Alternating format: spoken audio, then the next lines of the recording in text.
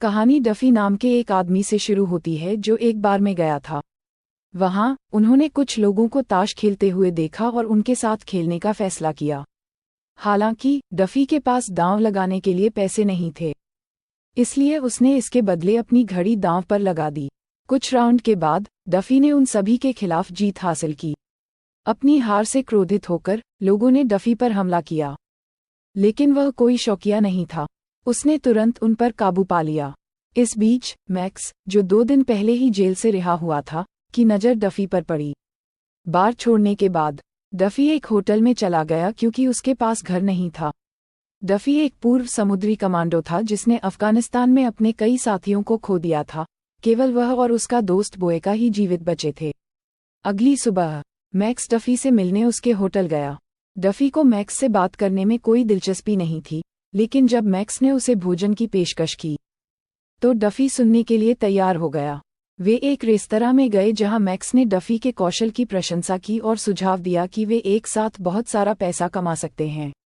प्रारंभ में डफी को उस पर विश्वास नहीं हुआ, लेकिन मैक्स अपनी बात साबित करने के लिए तैयार था। वे डोनाल्ड नाम के एक व्यक्ति से मिलने गए जो सड़क पर लड़ाई का आयोजन करता था। डफी ने अपनी पहली लड़ाई जीतने के बाद डोनाल्ड ने उपस्थित सभी लोगों के लिए एक खुली चुनौती जारी की।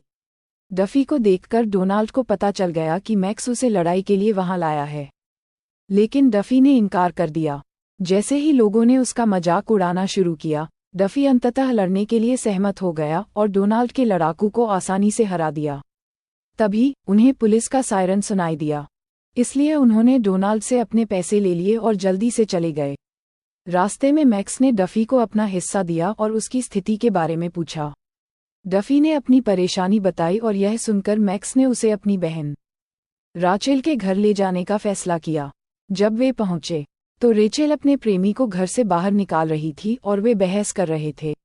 डफी ने हस्तक्षेप किया और रेचेल के प्रेमी की पिटाई शुरू कर दी। रेचेल एक विधवा थी जो अपनी बेटी के साथ रहती थी। अगले दिन मैक्स पाका नाम के एक माफिया बॉस से मिलने गया। मैक्स पर पाका का भारी कर्ज बकाया था जिसे चुकाने के लिए वह संघर्ष कर रहा था। मैक्स ने पाका के चैंपियन से लड़ने के लिए डफी की व्यवस्था करके इस ऋण को चुकाने का फैसला किया। पाका तुरंत इस निर्णय पर सहमत हो गया क्योंकि उसे अपने शक्तिशाली और सक्षम सेनानियों पर पूरा भरोसा था।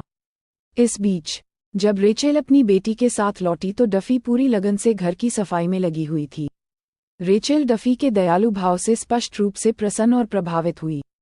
बाद में उस शाम डफी ने रेचेल और उसकी बेटी के साथ रात्रिभोज साझा किया। इसके तुरंत बाद मैक्स आया और डफी को पाका के बारे में जानकारी दी, जिसके बाद डफी ने मैक्स की सहायता करने के लिए खुद को लड़ाई के लिए तैयार किया। दूसरी तरफ पाका रेचेल के प्रेमी रिग से पूछताछ कर रहा था।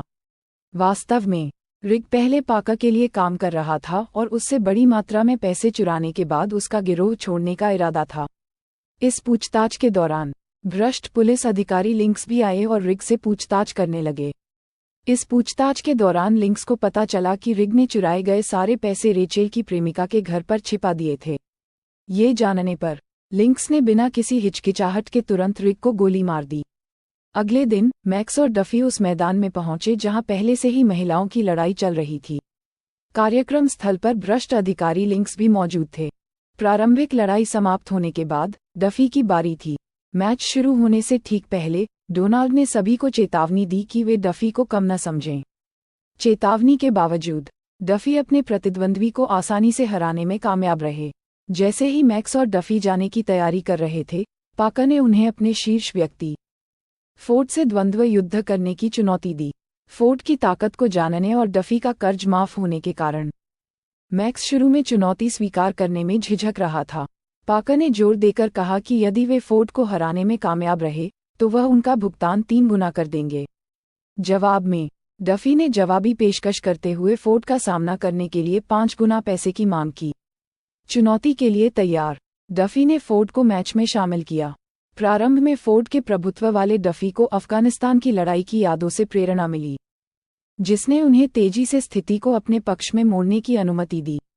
फोर्ड के शुरुआती लाभ के बावजूद कड़ी लड़ाई के बाद डफी विजयी हुआ। विजयी होकर घर लौटते हुए मैक्स और डफी ने अपनी सफलता का जश्न मनाया। मैक्स ने यह महसूस करते हुए डफी के अपने जीवन में प्रवेश करने के लिए आभार व्यक्त किया। मैक्स को यह एहसास हुआ कि डफी की सहायता के बिना वह संभवतः पाका का कर्ज नहीं चुका सकता। अगले दिन पाका ने लिंक्स से संपर्क किया और रिक की प्रेमिका का पता बता दिया। इसके तुरंत बाद एक पुलिस टीम रेचेल के आवास पर पहुंची। शुरुआत में उससे रिक के बारे में सवाल करते हुए रेचेल ने स्पष्ट किया कि उनका रिश्ता बहुत पहले ही खत्म हो चुका था। फिर भी पुलिस ने कथित तौर पर चुराए गए पैसों की तलाश में पूरे घर की गहन तलाशी ली। उनके प्रयासों के बावजूद उन्हें कुछ भी आपत्तिजनक नहीं मिला। नतीजों की कमी से निराश होकर लिंक्स ने रेचेल को एक अल्टीमेटम जारी किया। 1 सप्ताह के भीतर पैसे लौटाएं या उसे और उसकी बेटी के लिए गंभीर परिणाम भुगतने होंगे। उस शाम जब मैक्स और डफी घर लौटे और उन्हें पुलिस छापे के बारे में पता चला, तो रेचेल ने पैसे के ठिकाने के बारे में किसी भी जानकारी से इनकार कर दिया। मैक्स को संदेह होने लगा कि पुलिस पाका की ओर से कार्य कर रही है। रेचेल और उसकी बेटी को पीछे छोड़कर डफी तुरंत पाका से मिलने के लिए निकल पड़ा। पाका ने मैक्स को कड़ी चेतावनी दी कि पैसे वसूलने में विफल रहने पर न केवल उसकी खुद की जान खतरे में पड़ जाएगी बल्कि मैक्स की बहन भी खतरे में पड़ जाएगी। मरने से पहले रिग ने चोरी के पैसे रेचेल के घर में छिपाने की बात कबूल की थी। पाका ने मैक्स से अपनी बहन की सुरक्षा के लिए कर्ज लेने का आग्रह किया। कैसे आगे बढ़ना है यह अनिश्चित होने पर मैक्स चुपचाप चला गया। जैसे ही वह घटनास्थल से चला गया, उसे अप्रत्याशित रूप से लिंक्स का सामना करना पड़ा, जिसने उसे और अधिक परेशान कर दिया। इस बीच डफी और डोनाल्ड ने पाका का कर्ज चुकाने और मैक्स की बहन को बचाने की रणनीति पर सहयोग किया। डोनाल्ड मुआवजे के रूप में ऋण का 30% स्वीकार करने पर सहमत हुए। अगले दिन डोनाल्ड ने पाका को मैक्स का प्रस्ताव सुनाया और उसे चिढ़ाते हुए कहा कि यदि वह प्रतिशोध नहीं लेगा तो हार स्वीकार कर लेगा।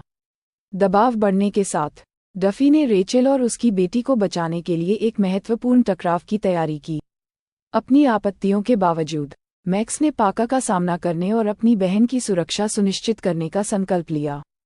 स्थिति एक गंभीर बिंदु तक बढ़ गई थी, जहां मैक्स को उन लोगों की रक्षा करने और धोखे और बदले की खतरनाक जाल से निपटने के लिए कठोर निर्णय लेने पड़े। लोग आपको काया कहेंगे, लेकिन मैं आपको बता दूं कि वास्तव में डर क्या है। ये सब तब शुरू हुआ जब पाका ने तुरंत हस्तक्षेप करते हुए कहा, बॉस, मुझे इस लड़ाई को स्वयं संभालने दीजिए। उसी शाम एक उच्च दांव वाली लड़ाई की व्यवस्था की गई, जिसमें धनी दर्शक अपना दांव लगाने के लिए उत्सुक थे। लिंक्स और पाका भी उपस्थित थे। दोनों को विश्वास था कि डेफी इस बार नहीं जीतेंगे। हालांकि लिंक्स ने जोर देकर कहा कि यदि डेफी गलती से जीत जाता है तो पाका को सभी दांव कवर करने होंगे। पाका ने अचंभित होकर जवाब दिया, इतनी जल्दी नहीं प्रिय। उन्होंने लिंक्स को सूचित किया कि उनके पास उनकी सभी अवैध गतिविधियों का दस्तावेजीकरण है और सभी सबूत उनके पास हैं। रेचेल ने फेंके जा रहे कूड़े के बीच नकदी से भरा एक थैला देखा, जो मूल रूप से उसकी बेटी के लिए था, जिसके लिए उसे बाद में माफी मांगनी पड़ी। डोनाल्ड ने डेफी से किसी भी कीमत पर लड़ने का आग्रह किया और उसकी जीत पर $5 मिलियन का दांव लगाया। लड़ाई के दौरान एक पुलिस अधिकारी का सामना करते हुए डेफी ने तेजी से उसे हरा दिया, जिससे अराजकता फैल गई, जिससे मैक्स और डेफी को भागने का मौका मिला। रास्ते में मैक्स ने रेचेल को सामान पैक करने के लिए बुलाया। रेचेल ने मैक्स को बैग का जिक्र किया, जिसने उसे बिना किसी चिंता के जल्दी से सब कुछ पैक करने और जाने का निर्देश दिया। जब वे रेचेल को लेने के लिए घर पहुंचे तो एक पुलिस कार ने उन पर हमला कर दिया, जिससे रेचेल की बेटी को गोली लग गई। मैक्स ने तुरंत एम्बुलेंस बुलाई और उसे अस्पताल भेजा। लड़ाई के सारे पैसे के साथ डोनाल्ड भागने ही वाला था कि लिंक्स के दल के एक व्यक्ति ने उसे गोली मार दी और सारे पैसे ले लिए।